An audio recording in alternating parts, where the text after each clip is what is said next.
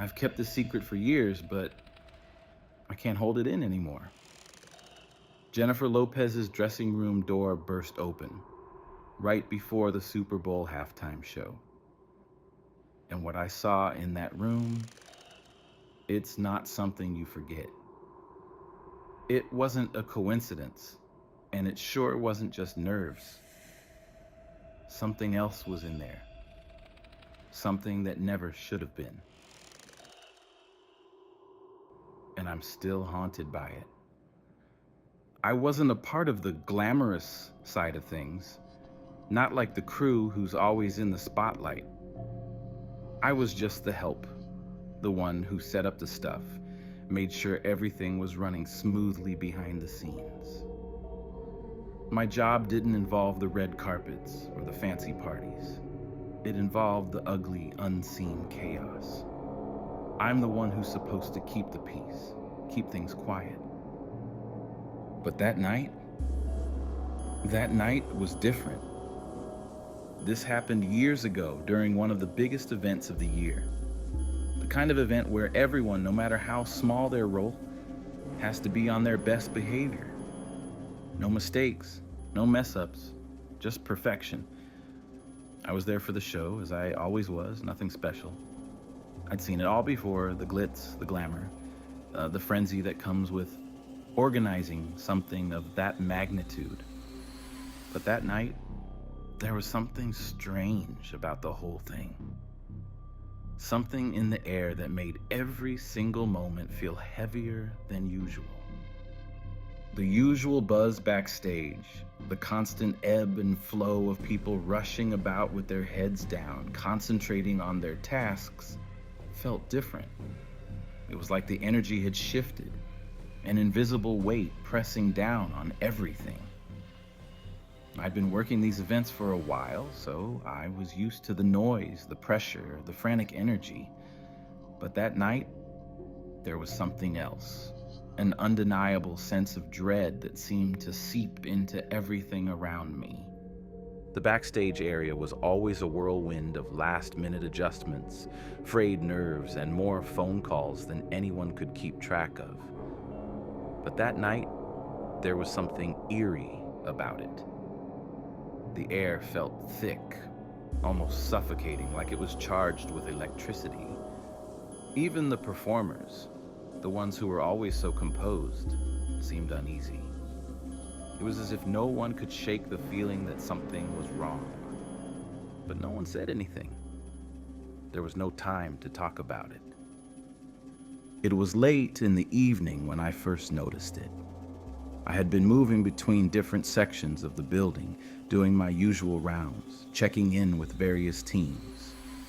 I was walking past the security team near the dressing rooms, a place I'd passed 100 times before. But this time, something caught my eye. One of the guards, the one who usually greets everyone with a smile, always calm, always collected, was standing by the door, staring at nothing in particular. His face was pale, almost ashen, and his hands were visibly shaking. It wasn't something I'd ever seen before. At first, I tried to chalk it up to nerves. Maybe he was just tired. But when I asked him if he was okay, he didn't even look at me. His eyes were glazed over, distant, like he wasn't really there. But there was something about the way he moved, the speed in which he left, that made me feel like I was missing something. It wasn't until later that I realized something had been off the entire time. There was a subtle tension in the air, one I hadn't quite picked up on, but which now felt undeniable. I wasn't even supposed to be there, but I had to make sure no one disturbed things. The room was under strict orders. No one was allowed to approach without clearance. I knew my job, and I took it seriously. But as I walked past, something made me pause. It wasn't the room itself or the people around it, but something about the man standing at the door. The doorman. He was standing perfectly still, his hands folded neatly in front of him, his posture rigid. But there was something about his eyes, or rather, the lack of them. I couldn't quite process it at first. It wasn't just that he was wearing sunglasses, he wasn't. It wasn't that his eyes were obscured by shadow. There was no shadow. His eyes were gone. I know how strange that sounds, but it's the truth. There was just smooth skin where his eyes should have been, as if they had never existed. At first, I thought I was imagining it. Maybe it was just the dim lighting, the exhaustion, playing tricks on my mind. But no. When I looked closer, the truth hit me like a punch to the stomach. This man, this doorman, had no eyes. Nothing. Just smooth, unbroken skin where there should have been pupils, irises, the familiar depth of a human face.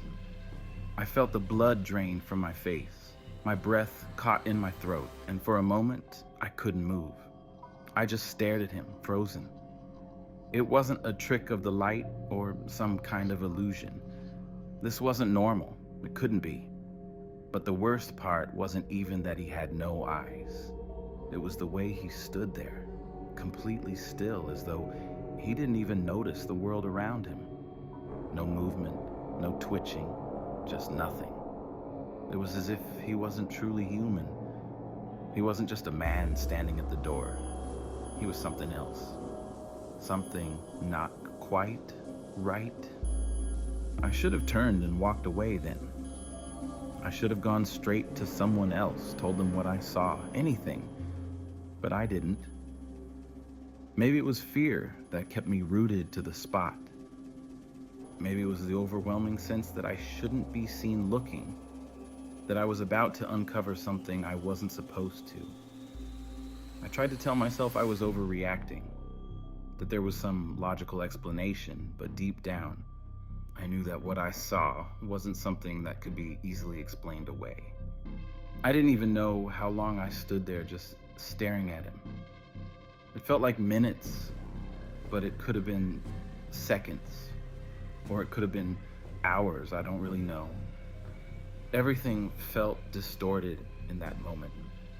Time seemed to slow as if the world around me was frozen in place. And then, just as I was about to blink and convince myself that maybe I was imagining it, he turned, slowly, deliberately. His head tilted just a bit to the side, as if he knew I was watching. And that's when I felt it, the chill. It wasn't the cool air from the AC or the natural draft of the building. This was something colder. Something that made the hairs on the back of my neck stand up. It was as if a wave of ice had swept through the room and locked itself inside my chest. I couldn't stay there any longer. I had to move. I had to get away. But as I turned and walked quickly down the hallway, the feeling didn't go away. It followed me, like a shadow lurking just behind my every step. And it was only the beginning. But what happened next took things to a whole new level. The door to the backstage area swung open, and I stepped inside, feeling that familiar hum of excitement in the air. You could hear the buzz of voices, the shuffle of feet, the constant flow of last-minute adjustments being made in every direction. For a moment, I forgot about the unease that had settled in my chest. It was easy to get lost in the hum of it all, to slip into the rhythm of the night and pretend everything was fine. But that nagging feeling in the pit of my stomach never went away. Something was off, and it was only a matter of time before I would have to face it. The dressing room where I was stationed was tucked away behind a thick velvet curtain, hidden from the chaos of the rest of the venue. It was a little more private here, more controlled, but still part of the larger machine that kept things running. It wasn't glamorous by any means, but there was a certain comfort in knowing that everything had been planned down to the smallest detail. I had seen the celebrity a few times before, nothing special. They were just another big name to me. Someone who'd had their time in the spotlight but was nothing beyond that. Still, I had to admit, there was something magnetic about the energy they carried. Everyone around them seemed a little bit on edge, but no one ever said anything. The room was dimly lit, just enough to make it feel intimate. I could hear the soft murmur of conversations as I walked in, but it all blended into a kind of static in the background. The air inside smelled like fresh flowers mixed with a hint of something sterile, like bleach. It was cold, too. Too cold for a room full of people, but it wasn't until I stepped inside that I noticed how unnerving the chill felt. At first, everything seemed normal. People were moving around, fixing last-minute details, adjusting lighting, and placing the final touches. The stylist was sitting at a table, tapping away on her phone, while another assistant was going over a checklist, ticking off boxes. Everything was in order. The sense of preparation was the usual, fast-paced, frantic, yet predictable. But there was something about the room that made it feel off. I noticed the team, all moving with a strange sense of urgency. Yet no one was really talking, not like they usually did. Normally, in these spaces, there's a kind of controlled chaos, a buzz of conversation as people prepare for the big moment. But here, it felt hollow, like everyone was just going through the motions. There was no chatter, no lighthearted jokes exchanged between assistants, no quick conversations about the show. It was as though a silent agreement had been made. Work, get through it, and don't speak. I stood by the door, quietly observing, not wanting to intrude. It felt like I shouldn't be here. I was used to being in the background, blending into the shadows, but tonight was different. There was an invisible line that I felt I couldn't cross, a strange discomfort I couldn't shake. But I had a job to do, so I stayed out of the way, trying to blend in with the shadows. I kept my eyes on the room, on the team, but it was hard to ignore the growing sense of unease. J-Lo herself, who I barely noticed at first, was standing by the mirror. She wasn't doing anything particularly special, just staring at herself. There was no glamour in the way she stood, no big fanfare. She wasn't adjusting her outfit, checking her hair, or doing anything one might expect before such a monumental performance. Her face was a mask, her eyes fixed on the reflection, though they seemed distant. Detached, almost like she wasn't seeing what was in front of her. I couldn't help but feel like she was waiting for something. And that's when I saw the first hint of it. The way her hand clenched into a fist, her knuckles turning white for just a moment before she relaxed again. It was subtle, but in the silence of the room, it felt like an alarm bell ringing in my head. It was as though the calm exterior she was presenting was a facade, a carefully crafted illusion to hide something deeper, something more pressing beneath the surface. I looked around the room at the people still moving about. There was no conversation, no friendly banter, or even small talk. It was all mechanical, robotic, minds focused entirely on their tasks, but with no warmth, no human connection. There was no laughter, no excitement, no anxiety. It was just a collective energy devoid of emotion, like a room full of bodies moving on autopilot. Everything was fine, right? Everyone was just doing their jobs, preparing for the big moment. But as the minutes passed, I couldn't shake the feeling that something wasn't right.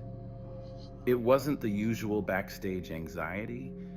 It was something deeper, something far more unsettling. Something was wrong, but no one was acknowledging it. Maybe it was just me. Maybe I was imagining things. But as I looked around at the people frozen in their tasks, at the way the air felt heavier with every passing second, I knew that the unease wasn't all in my head. Something was waiting for us. But what came next was incomparable. The minutes dragged on, but the unease in my gut didn't ease up. I tried to shake it off, convincing myself that it was just the tension of the event. Everyone was on edge after all. The Super Bowl was about to start. The halftime show was looming, and there was always an air of anxiety backstage. But this felt different. As the crowd in the room shifted, a guest, one I didn't recognize, passed by me on his way out. He was dressed sharply, dark suit, slicked back hair, but it was the way he looked at me that made my heart skip a beat.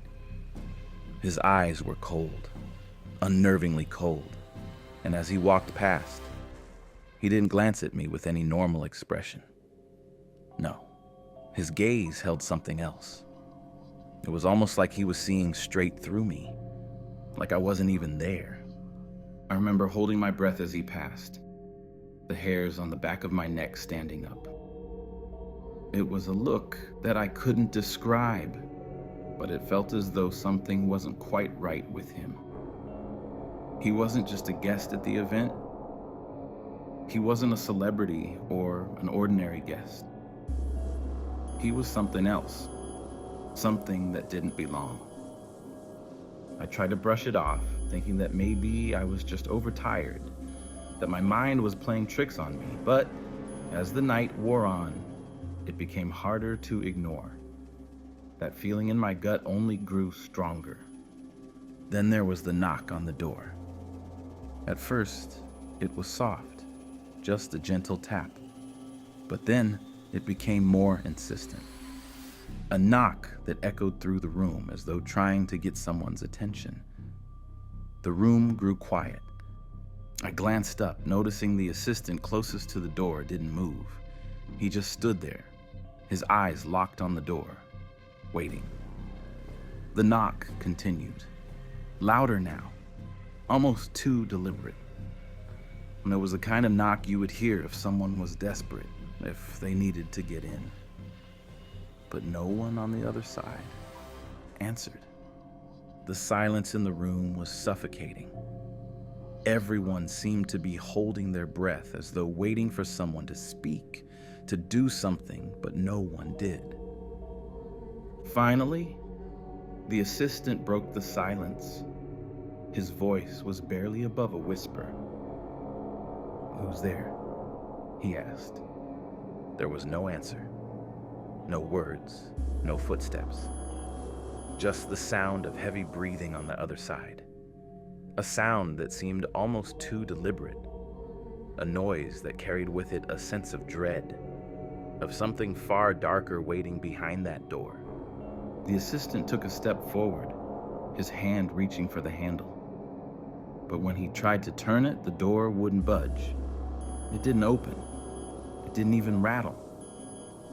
It was as if the door itself had become immovable, frozen in place by an unseen force.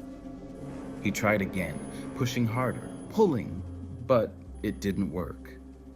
The door remained locked, as though something inside was keeping it shut, holding it in place. There was no reason for the door to be locked. It was a simple dressing room, meant for quick changes and last-minute preparations. It was not a place for secrecy. There was no need for anyone to hide. And yet, there the door was, locked tight, with no explanation. The assistant stepped back, glancing at the others in the room, his face showing a mix of confusion and a flicker of panic. There was a brief moment of hesitation before he spoke again, his voice tense. "It's locked. There's no way this door should be locked." We all stared at him, and for a moment, No one said a word. There was no one inside the room who had locked it. No one had come in or out. Everyone had been focused on their tasks. But the door remained shut, as though it was being kept from opening for a reason we couldn't understand. I felt the tension rise in the air. It wasn't just the door, it was the feeling, the realization that something was off. Something bigger than a simple wardrobe malfunction or a misplaced key. The entire atmosphere had shifted, and no one seemed willing to address it. The unease that had been growing was now palpable, thick in the air, hanging over the room like a dark cloud. Still, no one spoke. No one questioned it. Everyone just stood there, frozen, unwilling to break the silence. We were too focused on keeping the show running, on staying professional, on pretending that everything was normal. But deep down, we all knew. We all felt it. Something was wrong. But we stayed silent. The door remained locked, and whatever was waiting on the other side was still out there. And then there was JLO. She hadn't moved since I'd first seen her standing by the mirror. But now, I couldn't stop staring at her. She was still looking at her reflection, her face still as impassive as before. Yet, something about her had changed. Her eyes weren't the confident, powerful gaze she usually had. No, they were hollow, empty, like she was somewhere else entirely, lost in a place I couldn't see. It was as though she wasn't truly here anymore, like the person in the reflection wasn't the same person standing before me. I caught myself holding my breath, unsure of whether I should approach her. I didn't want to intrude, especially when I could sense that something was wrong. She didn't seem to notice me, or maybe she didn't care. Either way, she was lost in her own world, her gaze fixed on the mirror, her face unnaturally still. It was the way her hands moved next that struck me. There was no urgency in her motions, no fidgeting. It was slow, deliberate, almost as if she were in a trance. Her fingers reached up, touching the surface of the mirror, just a brief touch, but it lingered. Her knuckles whitened as if she were pressing against something invisible, something unseen. The gesture seemed so strange, so out of place that I couldn't look away. And then it happened. For a brief moment, I saw something. A flicker, a shadow passing behind her in the mirror. It wasn't a person. It wasn't a figure I could identify. It was just a shadow, shifting, moving across the reflection. It was like the world had shifted for just a heartbeat. The reflection didn't match her movements, as though something else was happening behind her, something I couldn't quite make out. The shadow passed so quickly, disappearing just as soon as I noticed it. But I knew I saw it. I knew that what I saw wasn't just a trick of the light or a product of my overactive imagination. I blinked rapidly, my pulse quickening, my breath catching in my throat. The room around me seemed to shrink, the air growing thick, pressing down on me. I couldn't speak. I couldn't move. I was frozen in place, my mind struggling to make sense of what had just happened. I wanted to scream, to ask her if she saw it too, but my voice felt trapped, lodged somewhere deep inside my chest. It was as if the weight of the room had silenced me, leaving me powerless to do anything. The assistant at the door seemed to snap out of his daze and stepped back, shaking his head like he was trying to clear it. He looked around the room, his eyes darting from one person to another, but no one dared acknowledge what had just happened. The atmosphere was thick with tension, each of us unwilling to speak, unwilling to break the silence that had settled over the room. We were all standing there, trapped in this eerie silence, each of us pretending like nothing was wrong, but we all knew it was. It was as though we were all playing a part in this weird, twisted performance, and none of us could break character.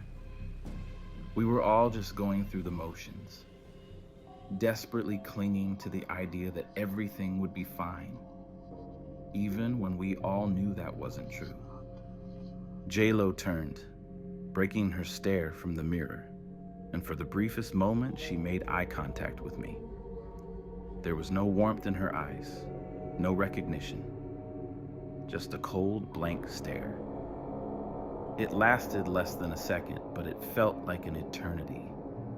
In that moment, it was as if I saw something in her eyes. Something dark, something hollow, and I knew then that she wasn't the same person who had walked into that room. She wasn't the same person who had always been at the center of this whirlwind of excitement and glamour. She turned away without a word, walking past me as though nothing had happened. Her steps were quiet, measured, as though she was trying to distance herself from the moment we had shared. But I couldn't shake the feeling that something had shifted, that the space we were in had become something else entirely. And yet, everything had changed. But that was just the beginning. The atmosphere in the room had shifted. I could feel it in my bones, like the air had turned heavy with something I couldn't quite place. The energy that had once been buzzing with pre-show excitement was now suffocating, oppressive. It wasn't just nerves. It wasn't just the tension of the moment. There was something deeper, something darker that had taken root. The familiar excitement that had surrounded us all evening was gone, replaced by a sense of dread that hung in the air, thick and suffocating. I couldn't ignore it anymore. Something wasn't right, and I couldn't pretend it was. It felt like the room was closing in on me, the walls pressing in with an almost unbearable weight. I tried to shake it off, telling myself that it was just the intensity of the Super Bowl, the pressure of the show weighing on everyone. The lights, the cameras, the noise, it all created a perfect storm of anxiety. But as time passed, the creeping dread in the pit of my stomach wouldn't go away. It was almost like the room itself was holding its breath, waiting for something to happen. And then, that's when it happened. I was standing off to the side, trying to blend in with the shadows, trying to shake the unease that clung to me like a second skin. But then, from the corner of my eye, I saw it. The door to the dressing room, the door that had been closed for the last several minutes, moved on its own. It wasn't a hard push, nothing that would make me immediately panic, but it was enough to make my heart stop. The door that had been locked, the door that had been shut tight since I'd walked into the room, swung open just a crack, like something inside was trying to get out. I froze, unable to move, unsure of what I was seeing. The door wasn't locked anymore, but it shouldn't have opened on its own. There was no one near it, no one standing there, and yet it creaked open, just a few inches, as if something inside was pushing against it, trying to escape. I couldn't breathe. I couldn't think. My mind raced, desperately searching for an explanation. Maybe it was a draft. Maybe the pressure of the room had caused the door to shift slightly. But deep down, I knew that wasn't the case. There was something more to this. Something I couldn't explain, and it terrified me. The room seemed to hold its breath, as if the very air had stopped moving. The sound of the door creaking on its hinges was the only thing I could hear, cutting through the stillness like a knife. Everyone else was frozen, their eyes on the door, unwilling to break the silence. No one moved. No one spoke. We were all trapped in that moment, unsure of what to do, unwilling to confront the reality of what we had just witnessed. I wanted to run. I wanted to scream. But I stayed still, watching as the door inched open further, the darkness beyond it beckoning, waiting. And just as suddenly as it had started, the door stopped. It hung there, slightly ajar, as though waiting for something else to happen. But nothing did. The room was quiet again. The door locked in its half-open position, as though nothing unusual had occurred. But the sense of dread in my chest, the weight of whatever had just happened, didn't go away. It lingered in the air, pressing down on me, keeping me rooted to the spot. Whatever was behind that door, whatever had caused it to move on its own, was still there, waiting. And I had a sinking feeling that it wasn't finished yet. I could feel my pulse racing in my ears as I stared at it, watching the door sway in a way that didn't make sense. The room was still, no one else seemed to notice, but my whole body was screaming at me that something was horribly wrong. For a moment, I thought it might have just been the wind, the building settling, something logical. But then the door creaked, just once, and a cold chill ran down my spine. I didn't want to look, but I couldn't tear my eyes away. I knew I wasn't imagining it. It was happening. Suddenly, the air seemed to grow colder, and I could see my breath in front of me, even though the temperature hadn't changed. I glanced around the room, hoping someone else would notice, but no one moved. Everyone was still too busy with their tasks, their focus fixed on the show. I wanted to scream, to run, but something kept me rooted in place. Fear, maybe. Or maybe it was something else. I couldn't explain it. Then, without warning, the door slammed open, violently, as if something had thrown it wide. It hit the wall with such force, the sound reverberated through the space, making everyone jump. I barely registered the shock of it before my eyes went straight to the dark void inside. The room was empty except for the shifting shadows. I could feel them, even though I couldn't see them clearly. It was like the room had somehow opened up, allowing whatever had been lurking inside to spill out. My heart was pounding, and my breath caught in my throat. There was something else in that room. I couldn't explain what, but I knew it wasn't just the lights flickering or a draft. Something was moving inside. Something that didn't belong in a place like this. I took a step forward, but before I could take another, I heard it. A whisper. Soft at first, like a distant murmur. The kind you'd hear in a crowded room, a voice just out of reach. But this wasn't the sound of a crowd. This was something far worse. I turned my head toward the voice, trying to pinpoint it, but there was no one there. No one talking. Yet the voice, the whisper, continued, rising and falling like it was being carried on the wind. I couldn't understand the words, but the tone was chilling. It wasn't right. It felt wrong. I should have backed away. I should have left, run straight out of that room. But my feet wouldn't move. My body was frozen in place, and all I could do was watch. It wasn't until the lights flickered, blinking off and on, that I heard it again, clearer this time. The whisper was unmistakable now. It was coming from inside the room. I wanted to scream, to call out to someone, anyone, but I couldn't. The words caught in my throat. It was like I was locked in a dream, where I couldn't control my movements, where every instinct told me to run, but my body refused to obey. The lights flickered again, and in the brief darkness that followed, I saw it. A shadow moved across the room. No, it wasn't just a shadow. It was something else, something tangible, something that shouldn't have been there.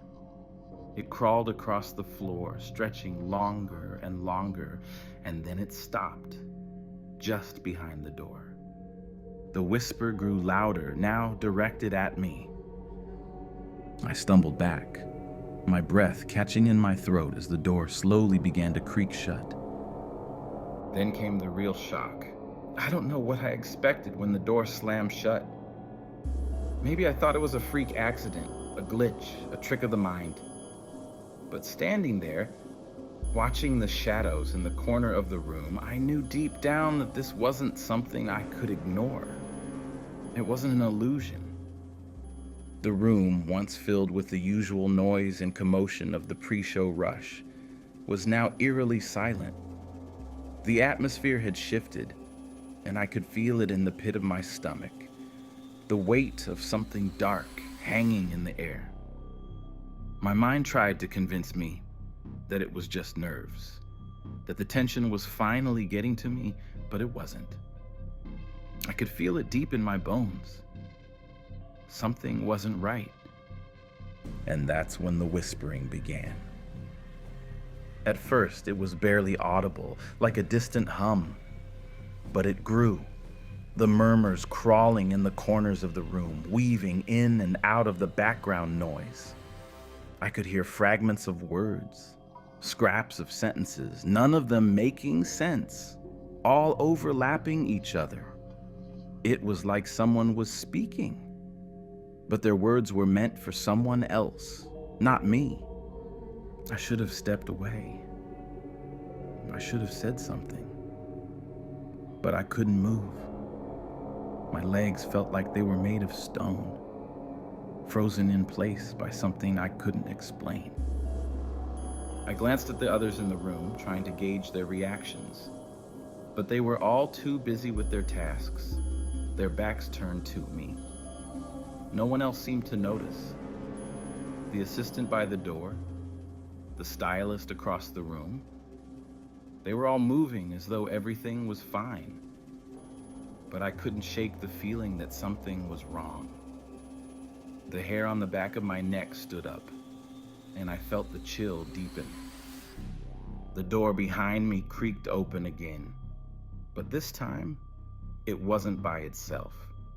It slammed open so violently that I nearly jumped out of my skin.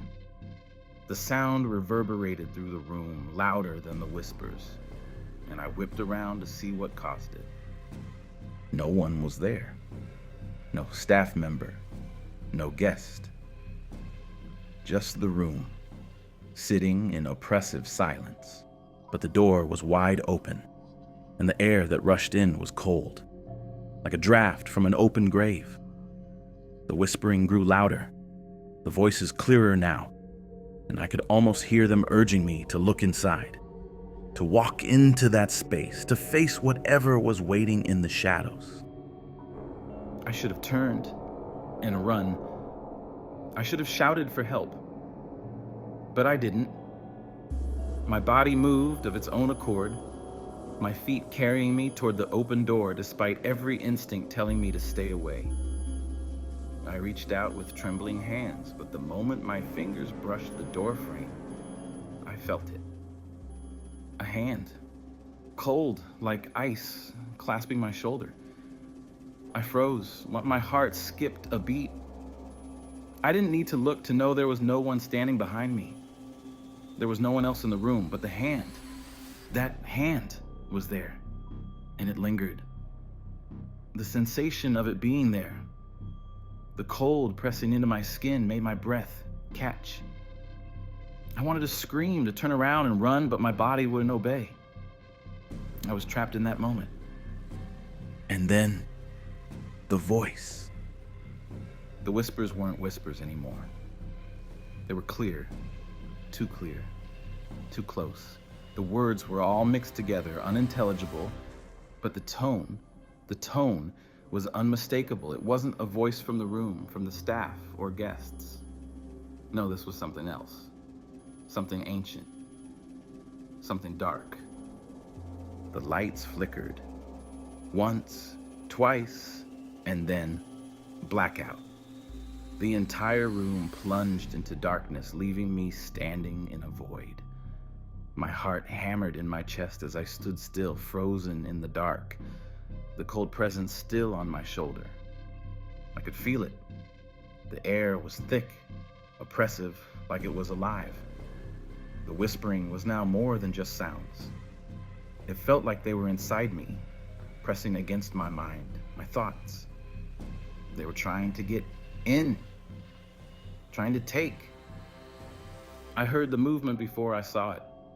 A slight rustle, the sound of fabric shifting, then a faint scrape across the floor.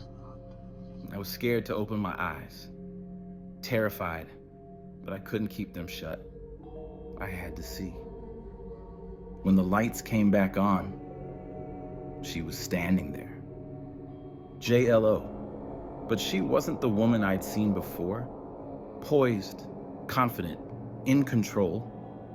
Her body was still, her face turned toward the mirror, but her eyes, they were wide, wild, not like the sharp, commanding gaze I'd seen earlier. No, these eyes were empty, hollow, as though something had drained the life from her. She was staring at the reflection in the mirror, but it wasn't just her reflection. I couldn't explain it. Her reflection was moving without her. Her image in the mirror was mouthing words, speaking something, but her lips were silent. It was as though the reflection had a life of its own, and JLO was trapped, just staring, unblinking. The room went cold, the temperature dropping so suddenly that I could see my breath swirling in the dim light. That's when it hit me. It wasn't her anymore. Something had taken her. Something had replaced her. I wanted to scream, to call for help, but the words wouldn't come. I was paralyzed. The room spun around me, the shadows growing longer, stretching toward me like they were reaching out to grab me. And that's when everything changed. I can't remember how long I stood there, frozen, staring at her reflection, at whatever had replaced her. The room felt like it was closing in on me. The air was thick, suffocating, and every instinct in my body screamed at me to leave, to run, but my legs wouldn't move. I couldn't tear my eyes away from that image, that thing standing in front of the mirror, mouthing words it didn't understand. I don't know how long it lasted. Seconds? Minutes? Maybe even longer. Time blurred in the terror that gripped me. But eventually, someone, one of the assistants, finally broke the silence, moving toward the door, hands shaking, a look of confusion plastered across his face. He must have seen something in my eyes, something that told him this wasn't just another backstage disaster. "Hey, what's going on?" he asked, his voice shaking. But I couldn't answer. I didn't know what was going on. I didn't know what I'd just witnessed. The assistant's eyes flickered between me and the mirror, but it was too late for questions. He stepped back, his breath quickening, and the tension in the room thickened. The air felt heavy, weighed down by something I couldn't see, but it was there, pressing against all of us. In that moment, I expected someone to say something, to act, to do something, anything to stop this madness. But nobody did. No one moved. Everyone just stood still like they were paralyzed by fear. J-Lo, or whatever it was that looked like her, continued staring at her reflection, I could feel the unease, the mounting dread that wasn't just in me, but in the room itself. It was like the walls were pressing in, trapping us all in a space that didn't belong to this world. I didn't know what to do. My body refused to obey me. I wanted to scream, to run, but I was stuck. My feet glued to the ground. I could feel the panic rise in my chest, my pulse quickening. But before I could react, the door swung open again, this time more forcefully than before. A figure stepped into the room. I didn't know who it was at first, but I felt a deep wave of fear wash over me as soon as they entered. It was the doorman, the one I had seen earlier, the one who didn't have eyes. He stood in the doorway, blocking any escape. His body was rigid, unnatural, like he wasn't really human. The way he looked at me, at all of us, was different from the way anyone else had ever looked. It wasn't just cold, it was predatory, like he was studying us, deciding which of us would break first. "Move," he said, his voice low, almost too calm. But it wasn't a request. It wasn't a suggestion. It was an order. And something about the way he spoke, something about the way the room felt, told me that if I didn't comply, there would be consequences. My breath caught in my throat. For a moment, I thought about running, just bolting for the door. But I knew deep down it wouldn't matter. If I ran, he would catch me.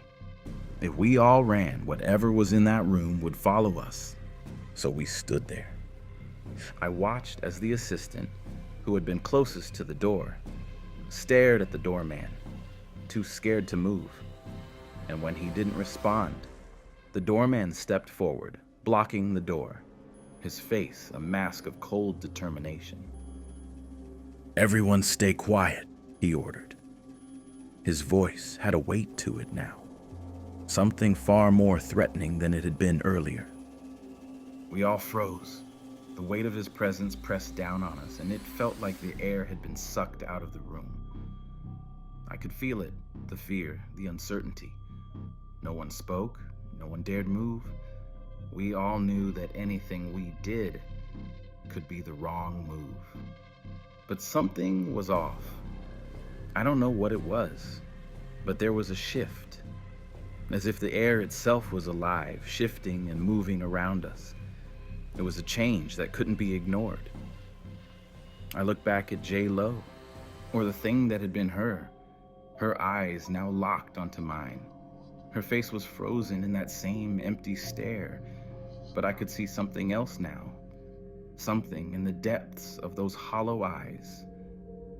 She saw me, and she was waiting. I felt it. I felt the connection, the pull. It wasn't just me being paranoid. She was waiting for me to make my move. And I knew that whatever happened next, it wouldn't just be about me. It wouldn't just be about her. It would be about all of us. I didn't know what was happening, but I knew I couldn't stay. I couldn't be here anymore. But as I stepped toward the door, her voice echoed in my mind. "You can't leave." The whisper was almost gentle, as if coaxing me, as if pulling me toward the door, and I couldn't stop myself. The fear was drowning me. I couldn't breathe, couldn't think. And that's when everything changed. I wish I could say it stopped, but it didn't. The shadows, the whispers, the feeling of something watching me, it's still there. Every day, every night, I've tried to move on, tried to forget what happened. But how do you forget something like that? How do you forget seeing something that wasn't supposed to be in that room? I know what I saw, and I know it's still out there, still haunting me. It's been years, and I still hear the whispers. I can't escape it.